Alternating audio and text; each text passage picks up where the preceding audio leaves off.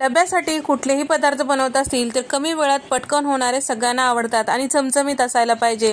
तर आजची जी रेसिपी आहे दोन प्रकार आहेत, एक आहे फोडणीचा भात आणि त्याचबरोबर दुसरा आहे सोयावडीची भाजी। साधी सोपी रेसिपी आहे, एका पदार्थासाठी वेळ जरी गेला तरी दुसरा पदार्थ पटकन होईल असा आहे। चला तर मग रेसिपीला सुरुवात करूया। तर इथे मी कपभर इतकं सोयावडी घेतलेले आहे किंवा सोया चंक्स घेतलेले आहेत। आता त्याला आपल्याला गरम पाण्यात भिजत ठेवायचं आहे। तर साधारण एक अर्धा तास तरी भिजत ठेवायचं आहे। अर्धा चमचा मीठ टाकून मिक्स करून झाकून ठेवलेला आहे। त्यानंतर इथे आपल्याला या भाजीसाठी वाटण तयार करून घ्यायचं आहे। तुम्ही म्हणताल पटकन होणारी भाजी आहे तर वाटण कशाला, तर आदल्या दिवशी तुम्ही हे वाटण तयार करून ठेवू शकता। त्यासाठी 3 मध्यम आकाराचे कांदे बारीक चिरून घेतलेले होते आणि त्याचबरोबर 8 ते 10 सुक्या खोबऱ्याचे काप घेतलेले आहेत। थोड्याशा तेलामध्ये आपल्याला हे सगळं छान असं परतून घ्यायचं, हलकासा रंग चेंज होईपर्यंत। त्यानंतर आपल्याला यामध्ये टाकायचं आहे 1 इंचाचं आलं आणि 8 ते 10 लसणाच्या पाकळ्या आणि सोबतच 10 ते 12 कढीपत्त्याची पानं, 3 चमचे फुटाण्याची डाळ, 2 चमचे तीळ आणि 1.5 चमचा जिरे, 6 ते 7 लवंगा, 3 ते 4 हिरवे वेलची यामध्ये टाकून घेतलेले आहे आणि आता हे सगळं छान परतून घ्यायचं आहे। कांदा परतायला वेळ लागतो, बाकीचे जिन्नस परतायला फारसा वेळ लागत नाही। आता एक अर्ध्या मिनिटासाठी हे सगळं छान परतून घेतल्यानंतर यामध्ये 2 चमचे कसुरी मेथी टाकून घेतले, ते सुद्धा परतून घेऊया। इथे आपलं वाटण्यासाठी हे पदार्थ सगळे छान भाजले गेलेले आहेत। आता थंड करायला बाजूला ठेवूया। पुरेसं पाणी टाकून आपल्याला मिक्सरला अगदी बारीक असं वाटण तयार करून घ्यायचं आहे। तर हे वाटण तुम्ही आदल्या दिवशी सुद्धा करून ठेवू शकता डब्यासाठी जर न्यायचं असेल तर।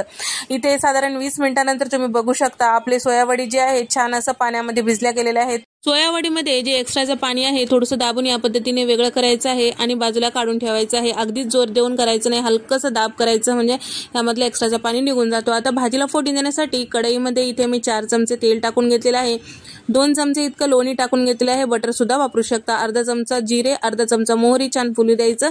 त्यानंतर जे कांद्याचं वाटण तयार करून घेतलेलं होतं थोडंसं पाणी टाकून मिक्सरला या पद्धतीने बारीक असं फिरून घेतलेले ते यामध्ये टाकून घेतलेलं आहे।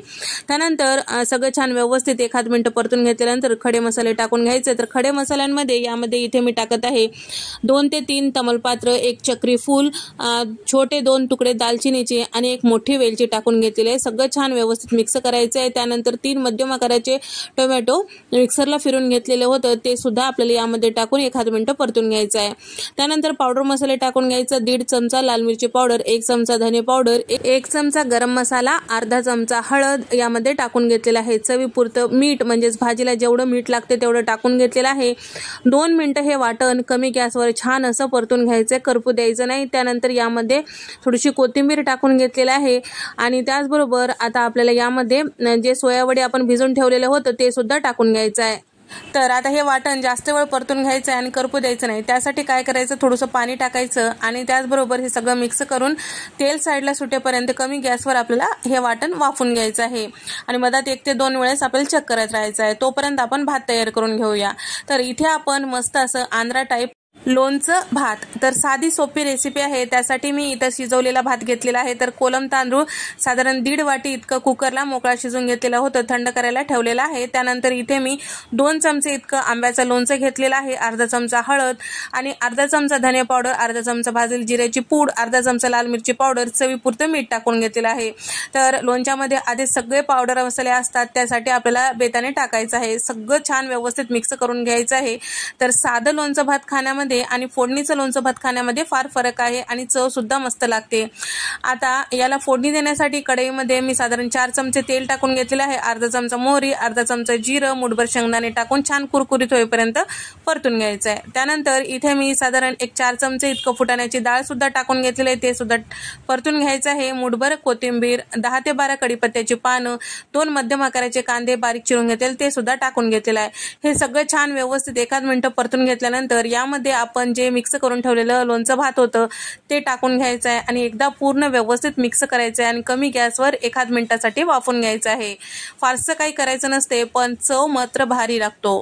1 मिनिटानंतर आपलं भात छान असं तयार झालेलं आहे, छान वाफल्या गेलेला आहे, मस्त चटपटीत खमंग असं लोणचं भात तयार झालेलं आहे। एकदा या पद्धतीने नक्की ट्राय करा।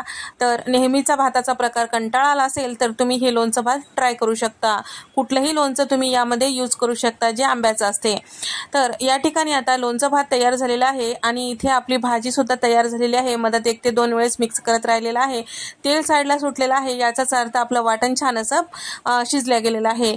आता यामध्ये पुरेसं पाणी टाकायचं आहे। तर साधारण अर्धा ग्लास पाणी इतकं गरम करून घेतलेलं होतं, ते टाकून घेतलेलं आहे, मिक्स करून घेतलेलं आहे। त्यानंतर अर्धा कप इतकं दुधावरची साय छान असं फेटून घेतलेलं आहे, त्यानंतर यामध्ये टाकून घेतलेलं आहे। दुधावरची साय टाकल्यामुळे मस्त क्रीमी टेक्स्चर येतो आणि नेहमीपेक्षा दुप्पट चवीचं होतो। तर या ठिकाणी तुम्ही क्रीम सुद्धा वापरू शकता। 1 मिनिट झाकून शिजून घेतल्यानंतर इथे आपली भाजी तयार झालेली आहे। तर सुरुवातीला जरी हे पातळ असेल तरी थंड जसं झालं तसं हे छान दाटसर होतो। तर तुम्हाला हा व्हिडिओ आवडल्यास व्हिडिओला लाईक करा, शेअर करा, सबस्क्राईब करायला मात्र विसरू नका।